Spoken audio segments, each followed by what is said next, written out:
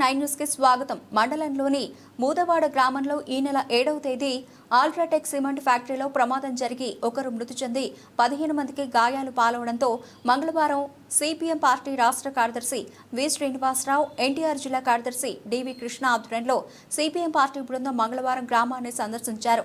ఈ సందర్భంగా ప్రమాదంలో మృతి చెందిన ఆవుల వెంకటేష్ కుటుంబాన్ని, ప్రమాదంలో తీవ్రంగా గాయాల పాలైన గుగులోతు గోపి, బాణావత్ స్వామి, గుగులోతు బాలాజీ, బాణావత్ సైదా, పరిటాల అర్జునరావు కుటుంబాలను పరామర్శించారు. ఈ సందర్భంగా సిపిఎం పార్టీ బృందం ఫ్యాక్టరీలో ప్రమాదం జరిగిన తీరుతెన్నులు, కుటుంబాల యొక్క పరిస్థితిని అడిగి తెలుసుకున్నారు. అనంతరం ఫ్యాక్టరీలో ప్రమాదం జరిగిన తీరును పరిశీలించడానికి వెళ్లిన సిపిఎం పార్టీ బృందాన్ని పోలీసులు అడ్డుకున్నారు.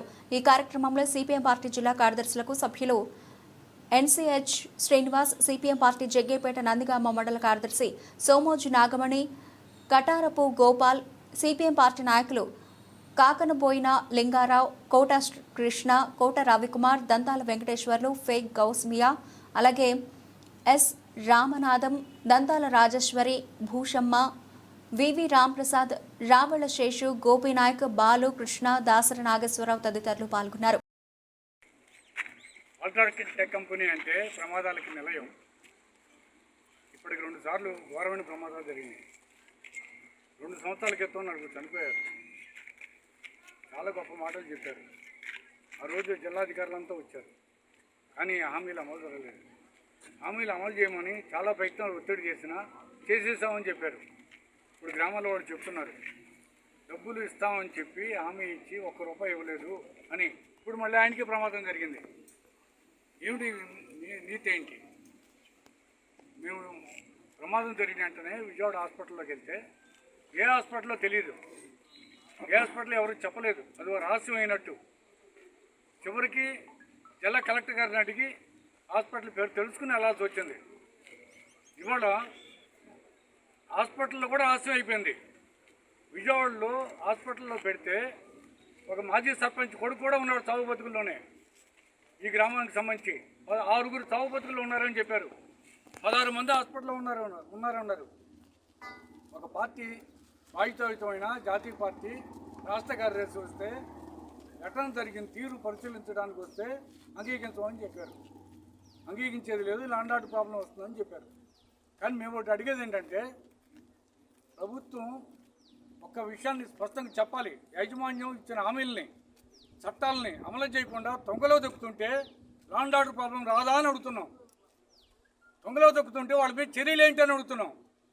చర్యలు తీసుకుంటాకి labour department, inspector of factories కానీ, పోలీస్ డిపార్ట్మెంట్ కానీ, రెవెన్యూ కానీ ఏం చేస్తున్నారని చెప్పని వాళ్ళకి ఏం పట్టట్లేదు.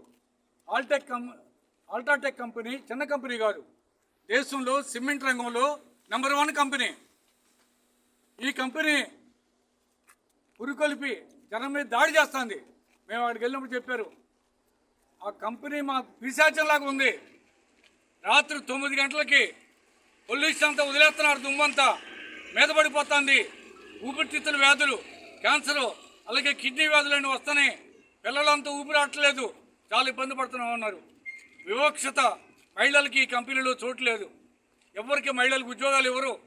ఏంటి మేము ఎట్ట బతకాలన్నారు. ఇక్కడి నుంచి ఇంకో కంపెనీకి వెళ్ళి బతకాల్సి వస్తుంది. ఈ ఊళ్ళో ఫ్యాక్టరీ పెట్టి వాళ్ళు దుమ్ము మేము పిలవాలి, కానీ మేము మాత్రం ఇంకో కంపెనీకి వెళ్ళి పనిచేయాలి. ఏమిటి ఇది?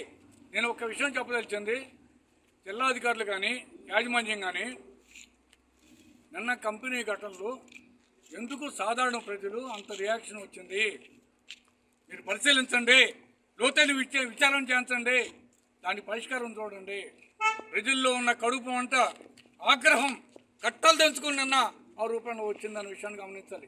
ఇంతటితో ఆగదు. ఈ పరిష్కరించకపోతే వాళ్ళు ఏదైతే బాధపడుతున్నారో ఆ సమస్యల్ని పరిష్కరించి తీరాలి. ఇది డబ్బులు ఇచ్చి వెళ్ళిపోవటం కాదు, మాటలు చెప్పి వెళ్ళిపోవటమే కాదు అని చెప్పనేది మేము చెప్పదలిచాం. కాబట్టి వీటిని కూడా పరిష్కరించాలి. మేము రేపు కలెక్టర్ గారిని కలుస్తాం, సిపి గారిని కలుస్తాం, మానవ హక్కుల కమిషన్ని కలుస్తాం. వీటి మీద ఖచ్చితమైన పద్ధతులు, ప్రత్యేకమైన డిమాండ్లు పెట్టి చేస్తామని చెప్పని కూడా మేము చెప్పదలిచాం. దీంట్లో ట్రేడ్ యూనియన్ అలౌ చేయరు, కార్మిక సంఘాలు రావు, కార్మిక సంఘాలు బతకనివ్వరు. ఒకసారి సంఘం పెడుతుంటే దాన్ని నాశనం చేశారు. కాంట్రాక్ట్ వర్కర్స్కి ₹12,000 జీతం, ₹12,000 జీతం. దీంట్లో కూర్చొనికి పర్మనెంట్ వర్కర్ కొద్దిమంది, ఈ ఊళ్ళో ఉన్న వాళ్ళందరూ కూడా లేబర్ పని లేని అంటే లైట్ పని ఉండే ఇంటి అసంఘటిత అన్స్కిల్డ్ కార్మికులు తప్ప స్కిల్డ్ వర్కర్స్ ఇక్కడ లోకల్ వాళ్ళు ఉండరు. అందుకనే స్థానికులు అయితే పొరపడతారనే ఉద్దేశంతో ఎక్కడి నుంచో దిగి వచ్చి పనిచేస్తున్నారు. ఇది మంచిది కాదు. బిర్లా కంపెనీ కూడా మంచిది కాదు. అందుకని యాజమాన్యం ఆలోచించాలి, ప్రభుత్వం ఆలోచించాలి. జిల్లా ఎస్పీ గారు, కలెక్టర్ గారు, ఇతర అధికారులు కూడా జోక్యం చేసుకుని పూర్తి సమగ్రమైన విచారణ జరిపించాలని చెప్పని సిపిఎం జిల్లా కమిటీ తరఫున విజ్ఞప్తి చేస్తున్నాం.